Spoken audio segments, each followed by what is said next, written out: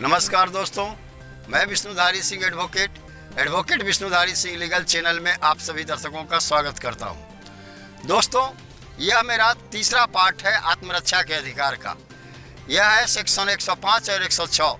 106 section में आपके आत्मरक्षा के अधिकार का तीसरा पार्ट समाप्त हो जाएगा। दोस्तों, सेक्शन 105 के अनुसार आत्मरक्षा का अधिकार आपकी संपत्ति पर कब शुरू होता है, आपकी संपत्ति की रक्षा में कब शुरू होता है और कब समाप्त होता है। दोस्तों, इसी पर चर्चा 105 इंडियन पेनल कोड के सेक्शन में की गई है। 105 इंडियन पेनल कोड का सेक्शन कहता है दोस्तों कि जब कोई व्यक्ति से आपको आशंका हो कि यह आपके घर में आपकी संपत्ति को चोरी करने का प्रयास कर रहा हो, या लूट करने का प्रयास कर रहा हो, या गृह भेदन करने का प्रयास कर रहा हो, उसका खतरा अगर आपको महसूस होता है तो वहीं से आपका निजी अधिकार यानी self right of private defence भी शुरू हो जाता है। दोस्तों, यह कब तक रहता है, यह आपके परिस्थिति पर निर्भर है। विभिन्न केसों में अलग अलग हो दोस्तों। जैसे पहला है चोरी का केस। जब आपके संपत्ति के चोरी होने की खतरे की आशंका बनी हुई है, वैसी स्थिति में जब तक खतरा की आशंका बनी हुई है या संपत्ति की चोरी हो रही है, या जब तक आपको पब्लिक अथॉरिटी का सहयोग नहीं मिल गया हो, या जब तक वो अपराधी आपकी संपत्ति को छोड़कर भाग नहीं जाता, तब तक आपके पास निजी प्रतिरक्षा का अधिकार है और आप उस अपराधी के साथ मारपीट या सब तरह से आप उसे रोक सकते हैं। दोस्तों, अगर वो भागने लगा तो आपकी निजी प्रतिरक्षा का अधिकार समाप्त हो जाएगा। दोस्तों, दूसरा है लूट की स्थिति में। दोस्तों, लूट के लिए जरूरी है कि चोरी के साथ साथ बल का प्रयोग होना। तो जब आपके पास यह खतरा बना है कि कोई लुटेरा अपने ताकत से, अपने बंदूक से या अपने अन्य डेडली वेपन्स का प्रयोग करके आपकी संपत्ति को लूटने का प्रयास कर रहा हो, या लूटने के प्रयास की आशंका आपको मालूम है, माने आपको दिखाई पड़ रही है उचित कारण के द्वारा, ऐसी परिस्थिति में दोस्तों आपके पास अपने निजी प्रतिरक्षा का अधिकार शुरू हो जाता है। और यह तब तक रहता है दोस्तों जब तक वह लुटेरा लूट का प्रयास कर रहा हो, या वह लुटेरा संपत्ति लूट रहा हो, या वो लुटेरा जब तक आपकी संपत्ति छोड़कर भाग न जाए। शर्त है संपत्ति छोड़कर भागना। अगर आपकी संपत्ति लेकर वो भाग रहा है, लूट की संपत्ति, तब तो आपका आत्मरक्षा का अधिकार है, आप उसे खदेड़ के भी मार सकते हैं। लेकिन अगर आपकी संपत्ति वो छोड़ के भाग रहा हो, वैसी स्थिति में आपका आत्मरक्षा का अधिकार समाप्त हो जाता है। दोस्तों, लूट में यह जरूरी है कि आपके संपत्ति पर खतरे के साथ साथ आपके जान पर भी खतरा है। जैसे ही आपके संपत्ति और जान पर से खतरा समाप्त हो जाएगा, वैसे ही आपके निजी प्रतिरक्षा का अधिकार भी समाप्त हो जाएगा। दोस्तों, क्रिमिनल ट्रेसपास की स्थिति में, आपराधिक प्रवेश की स्थिति में, कोई अपराधी आपके संपत्ति पर बलपूर्वक प्रवेश करता है, आपराधिक रूप से प्रवेश करता है कि यह मेरा है।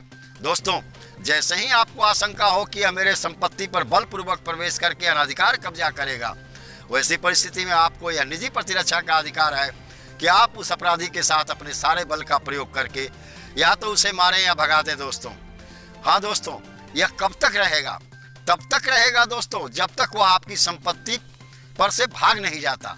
यानी आपके संपत्ति में अगर वो प्रवेश करने का प्रयास कर रहा हो, वहाँ तो आपका अधिकार है निजी प्रतिरक्षा का। आपके संपत्ति में प्रवेश कर गया हो, वहाँ भी आपका निजी प्रतिरक्षा का अधिकार है।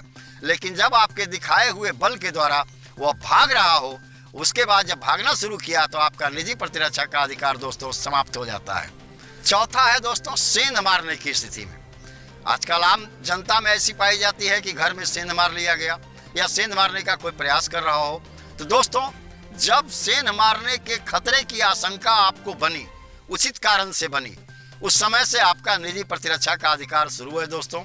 और यह तब तक बना रहेगा जब तक वह अपराधी सेंध मार रहा हो, या सेंध मारकर आपके घर में प्रवेश कर गया हो, या आपकी संपत्ति को चुरा करके वो भाग रहा हो। ऐसी परिस्थिति में आपके पास निजी प्रतिरक्षा का अधिकार बना है। लेकिन जैसे ही वो अपनी चुराई हुई संपत्ति को छोड़कर भाग रहा हो, आपका निजी प्रतिरक्षा का अधिकार समाप्त हो जाएगा। दोस्तों, आइए दोस्तों, अब हम चर्चा करते हैं सेक्शन 106 इंडियन पेनल कोड यानी धारा 106 भारतीय दंड विधान। ये है दोस्तों right of private defence against body deadly assault when there is a risk to injure the innocent person. यानी आपके निजी प्रतिरक्षा का अधिकार किसी के मौत तक कब तक होगा? जबकि सामने में एक निर्दोष पड़ा हुआ है, उसे भी आपको मारना पड़े। यानी इसको एक उदाहरण से समझते हैं दोस्तों। एक मॉब जो है, एक भीड़ आपको जान मारने की नीयत से आप पर हमला किया। दोस्तों, उसमें चंद लोग ऐसे हैं जो आपको जान मारने की नीयत से हथियार लेकर आए हैं, लेकिन उस मॉब में कुछ बच्चे भी हैं दोस्तों, वो निर्दोष है। बच्चे से दोष नहीं होता, वो निर्दोष है। लेकिन आपकी परिस्थिति ऐसी है कि आप जब तक उस बच्चे पर या जब तक उस भीड़ पर गोली न चलाएं, वह भीड़ भागेगा नहीं, तो आपके जान का खतरा बना हुआ है। इस आपके भीड़ के चलते जो आपका खतरा बना हुआ है जान का, वैसी परिस्थिति में आप उस निर्दोष बच्चे को भी गोली अगर मारेंगे तो वहां से वह भाग जाएगा। कहने का मतलब, जो अपराध कर रहा है वो तो मारेगा ही, लेकिन जो अगर एक निर्दोष है, अगर उससे भी गोली लग गई तो आपने यहाँ कोई अपराध नहीं किया दोस्तों।